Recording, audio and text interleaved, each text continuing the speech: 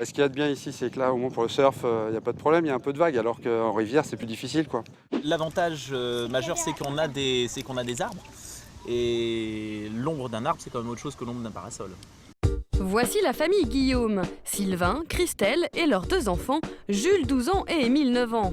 Et voilà la famille Marin, Philippe, Frédéric, les parents d'Hugo 13 ans et Jules 7 ans.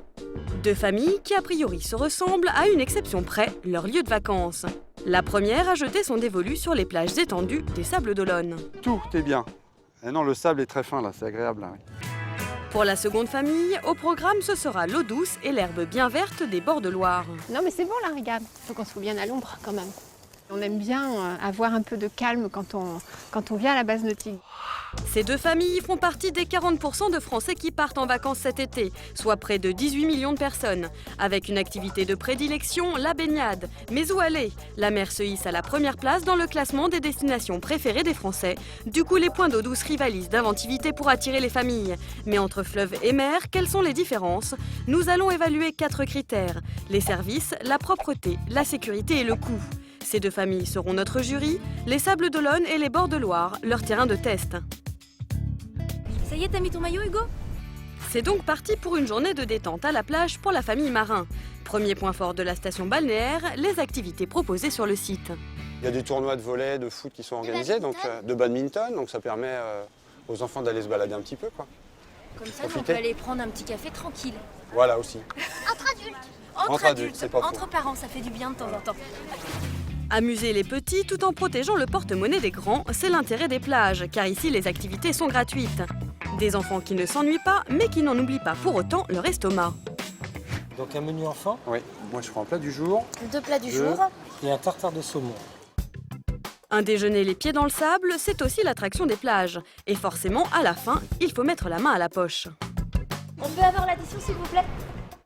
Et l'addition de ce déjeuner en bord de mer sera-t-elle salée? Alors ça nous fait un peu moins de 60. Un peu moins de 60. Voilà, pour 4. On ne peut pas s'amuser à faire ça tous les jours, à moins vraiment d'avoir les moyens, mais de temps en temps, c'est bien. Sinon, après, on peut compenser, on fait un pique-nique. Le pique-nique, une solution plus économique. Et c'est justement l'option vers laquelle a dû se tourner la famille Guillaume. Car au bord de Loire, aucun restaurant aux alentours pour déjeuner. C'est mieux de pique-niquer. Alors, les baguettes, je suis allé les acheter ce matin en courant. Donc ça ne nous a même pas coûté de gasoil. Après il y a 4 tranches de jambon, Ah, ça, tomates. Moins de 10 € sans aucun doute. Ouais, sans aucun doute. Moins de 10 € contre 60 € pour le repas en bord de mer. Côté finance, la balance penche pour le moment du côté du fleuve. Mais autour de notre famille d'eau douce, de profiter des activités du site. On y va? On va faire du kayak? Et les bords de Loire proposent aussi de nombreuses activités sur terre et sur eau. Seul hic, le service est payant. 12 € par personne pour 2 heures afin de profiter des activités phares de la base nautique.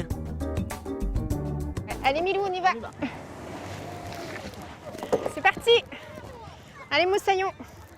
Ici, contrairement à la mer, pas de courant ni de vagues dangereuses. Le maître mot, la tranquillité. Il y a des rapides, il y a un chemin intéressant à suivre, ça donne un aspect un peu ludique, un peu de manège pour les enfants par exemple. Premier bilan, des activités sur les 2 sites, certes, mais pas de restauration en bord de Loire. La plage gagne un point. Et concernant l'eau, que pense notre famille de sa qualité? Je me sens plus rassurée dans une autre rivière parce que la mer, il y a souvent des bestioles bizarres. Justement, quelles sont les différences de qualité entre eau de mer et eau douce? Nous avons voulu faire le test. Voici l'analyse de ce spécialiste, Thomas Joly, l'un des responsables du label Pavillon Bleu qui certifie les eaux de baignade. Pour lui, la différence principale entre les 2 eaux est évidemment leur salinité, mais surtout, la mer se régénère plus fréquemment que l'eau douce. La mer est bien souvent brassée par les marées, brassée par les tempêtes, ce qui est loin d'être le cas sur les plans d'eau par exemple. Donc là, il y aura une différence dans l'oxygénation de l'eau et on n'y trouvera pas du tout les mêmes concentrations. 63% des points d'eau douce sont conformes aux exigences les plus sévères, un taux qui monte à 80% pour le littoral. Alors pour choisir son point d'eau en toute sécurité, un petit conseil, scrutez les alentours. Les facteurs qui peuvent influer sur la qualité des eaux de baignade vont être la présence de rejets directs. Ces rejets peuvent être le fait d'un tout à l'égout, ça peut être le fait d'un petit ruisseau qui se déverse à proximité et qui peut être chargé de polluants. Mais pour se dorer la pilule en toute tranquillité, la qualité du sable est un autre point important. Au Sables d'Olonne, une équipe municipale nettoie quotidiennement la plage de ses déchets. Du côté de la Loire, c'est une machine qui retourne le sable une fois par mois. Alors, on ramasse les morceaux de verre, les gravois de tuiles, mais ça c'est apporté par la Loire, dès qu'on a une crue ou une montée d'eau. Ce tracteur ingénieux récupère les restes indésirables du fleuve, mais surtout, il coupe les mauvaises herbes. Vous voyez, la machine est passée là, hein, et la machine n'est pas passée ici. Une propreté à toute épreuve en bord de mer ou de Loire, un point partout. Mais le prochain critère fera-t-il tout basculer? La sécurité. Au Sables d'Olonne, des sauveteurs veillent quotidiennement sur les vacanciers. Rien ne leur échappe, attention, vous êtes observés. Ce qu'on regarde en premier sur une plage, en fait, on regarde déjà les conditions de mer, savoir si on a du courant ou pas, évidemment la fréquentation et toutes les incivilités qu'il va falloir relever avant pour qu'on ait une sécurité optimale. Même dispositif du côté des bords de Loire, sécurité garantie, un point chacun. Décidément, entre mer et eau douce, le choix semble cornélien. Nos jurys nous aideront-ils à départager? L'heure est au bilan financier. Nous avons un restaurant. Alors on a dit environ 60 €. Ouais.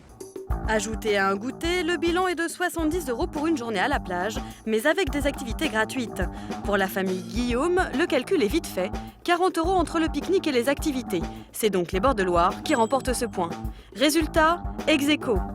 C'était un moment très agréable en famille, c'était avec le soleil en plus. Niveau critique, peut-être qu'il pourrait y avoir un peu plus d'activités pour les enfants.